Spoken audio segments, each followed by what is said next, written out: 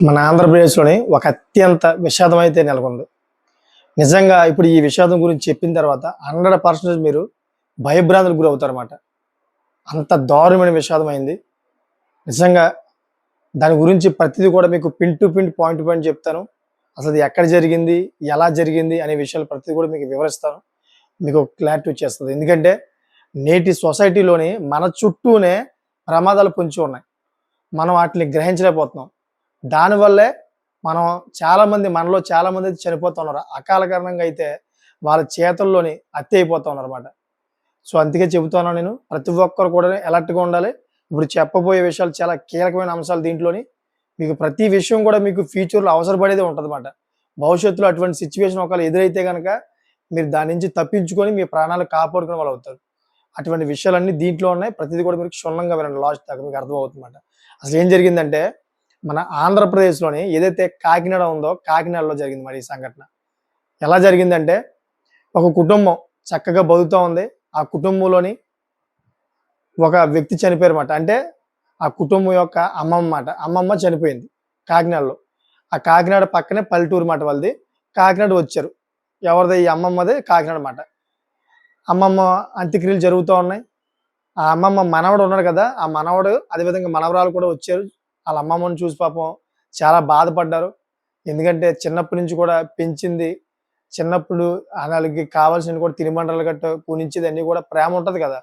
అదే ప్రేమతో పాపం వాళ్ళు కన్నీటి పరమంతో అవుతా ఉన్నారు.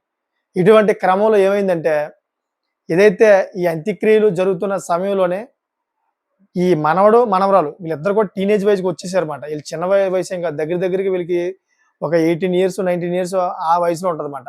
అటువంటి క్రమంలో వీళ్ళు అదే ఊర్లోని పక్కనున్నటువంటి ఒక కొట్టు దగ్గరికెళ్లారంట. ఏదో సంథింగ్ ఏదైనా వస్తువు కావాలో దేనికో సంథింగ్ ఈళ్ళు పంపించుంటారు. దానికోసమైతే వెళ్లారు. ఇద్దరు అన్నజెల్లు కూడా.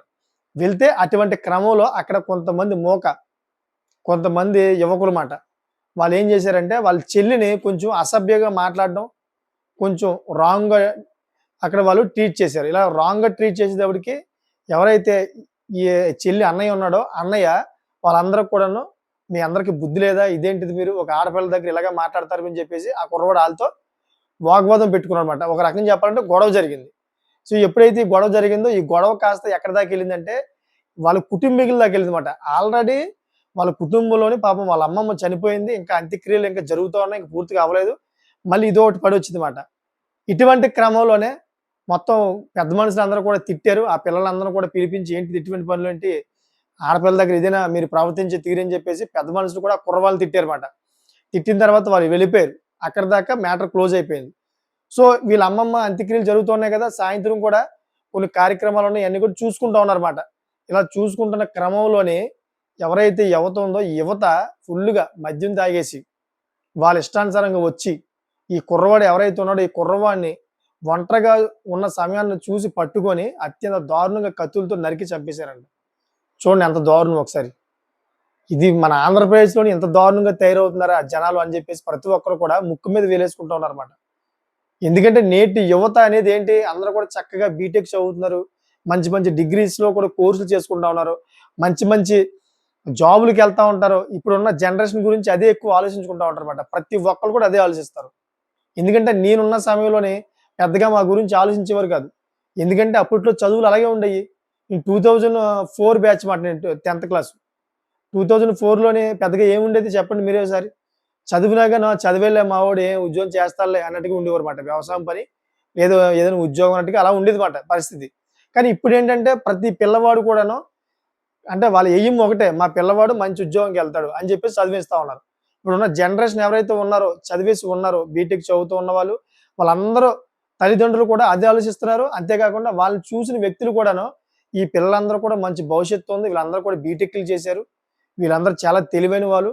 రేపన్న రోజు మంచి మంచి ఉద్యోగంలోకెళ్తారు. మంచి మంచి సాఫ్ట్‌వేర్ ఉద్యోగాలు చేసుకుంటారనే ఒక ధీమా వ్యక్తం పరుస్తున్నారన్నమాట. ఒక ధీమా. ఎందుకంటే ఇప్పుడున్న జనరేషన్ అందరూ కూడా హైర్ ఎడ్యుకేటెడ్ మాట. కానీ ఇక్కడ జరిగిందేంటి కాకినాడలోని? కాకినాడలో జరిగింది చూసి ఇప్పుడు మొత్తం అంతా కూడా యావత్ భారతదేశమే షాక్ గురైంది. నేటి సొసైటీలోని యువత ఈ విధంగా మారుతుందా?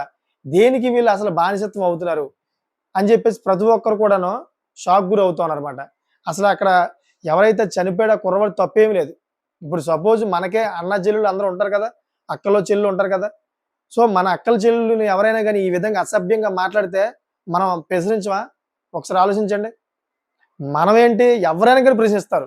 ఎందుకంటే అక్కడ ఒక ఆడపిల్లని ఆ విధంగా సభ్య సమాజంలోని ఈ విధంగా అసభ్యంగా మాట్లాడడం, దూషించడం, వాళ్ళ ఇష్టానుసారంగా మాటలు వదిలేయడం ఇది కరెక్ట్ కాదు. ఒక స్త్రీకి గౌరవించాలని చెప్పేసి ఫస్ట్ నుంచి కూడా మన భారతదేశంలో ఉందన్నమాట. మన భారతదేశం అంటేనే స్త్రీకి గౌరవించే దేశం ఇది.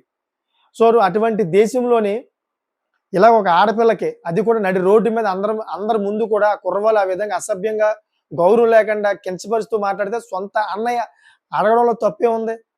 అలా అడిగాడని చెప్పి దాన్ని మనసులో పెట్టుకొని ప్రీ ప్లానెడ్‌గా వాళ్ళందరూ కూడాను కుర్రవాళ్ళు ఎవరైతే ఉన్నారో వాళ్ళందరూ కూడా ప్రీ ప్లానెడ్‌గా అయితే కత్తులు గట్రా రెడీ చేసుకొని ఫుల్‌గా కొంతమంది కూడా గంజాయి కూడా తాగారని చెప్పేసి అనుమానం వ్యక్తం చేస్తా ఉన్నారు. అదంతా కూడా పోలీసులు ఎంక్వైరీ చేస్తారు. సో, ఆ విధంగా ఫ్రీగా అయితే ప్లానింగ్ చేసి ఆ కుర్రవాడినైతే అత్యంత దారుణంగా నరికి చంపేశారన్నమాట. చూడండి ఒకసారి ఏ విధంగా తయారవుతుందో సమాజం. చాలా దారుణం నిజంగాను. ఎందుకంటే మన ఆంధ్రప్రదేశ్ మిగతా రాష్ట్రాలతో పోల్చుకుంటే చాలా శాంతియుతంగా ఉంటది. ఎందుకంటే మన ఆంధ్రప్రదేశ్‌లోని ఫారెస్ట్ లేదు ఎక్కడ కూడా. చాలా తక్కువ. ఆ ఫారెస్ట్ కూడా ఎలా ఉంటదంటే మనకి ఏదైతే ఆంధ్రప్రదేశ్ ఉంటదో ఆంధ్రప్రదేశ్ బోర్డర్‌లో ఉంటది. మీరు అనుకోవచ్చేమో ఏదైనా ఫారెస్ట్‌లో ఉన్న మనుషుల్లాగా తయారవుతున్నారేంట్రా బాబు అడవి మనుషుల్లాగా అని చెప్పేసి ఒక సామెత ఉంటది. మనం అలా అనుకుంటే గనక మన ఆంధ్రప్రదేశ్‌లో ఎక్కడ కూడా అడవి లేదు. అడవి ఉన్నా గాని అది పెద్ద అడవే కాదు. అదంతా కూడా మన ఆంధ్రప్రదేశ్ బోర్డర్ చుట్టూ ఉన్న అడవి. అందరూ కూడా చదువుకున్న వ్యక్తులు. మన ఆంధ్రప్రదేశ్ యొక్క నాగరికత ఏదైతే ఉందో ఆ నాగరికత చాలా మంచి నాగరికత మాట. ఇలా నరుక్కోవడాలు, చంపుకోవడాలు అటువంటి నాగరికత కాదు. కానీ రీసెంట్‌గా చూసుకుంటుంటే మన నాగరికత ఏదైతే ఉందో అదంతా కూడా చెడిపోతుందన్నమాట. ఎవరికాళ్ళు ఒకళ్ళని చూసి ఒకళ్ళు పగలు పెంచుకోవడం, ప్రతీకారాలు తీర్చుకోవడం, కొంతమందైతే పొలిటికల్స్ రాజకీయ పార్టీల పేరు చెప్పుకోవడం. ఇది చాలా దారుణంగా తయారవుతున్నారన్నమాట. మనిషికి విలువ లేదు.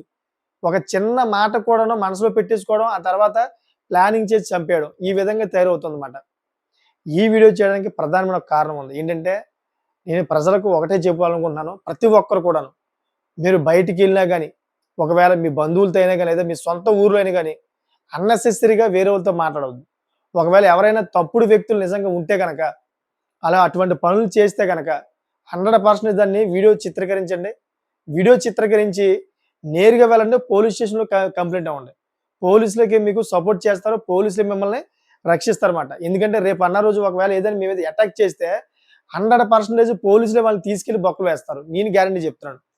ఎందుకంటే అక్కడ ఆల్రెడీ ప్రూఫ్ తీసుకెళ్ళి మీరు పోలీస్ స్టేషన్‌లో సబ్మిట్ చేశారు కాబట్టి, మీ మీద దాడి చేస్తే గనక అదే ప్రధానమైన కారణం అవుతది కాబట్టి, మిమ్మల్ని దాడి చేయడానికి కారణం అదే అవుతది కాబట్టి, దాన్ని ఉద్దేశించి మీ మీద దాడి చేస్తున్నారని చెప్పేసి ఒక ఉద్దేశం వస్తదన్నమాట పోలీసులకి.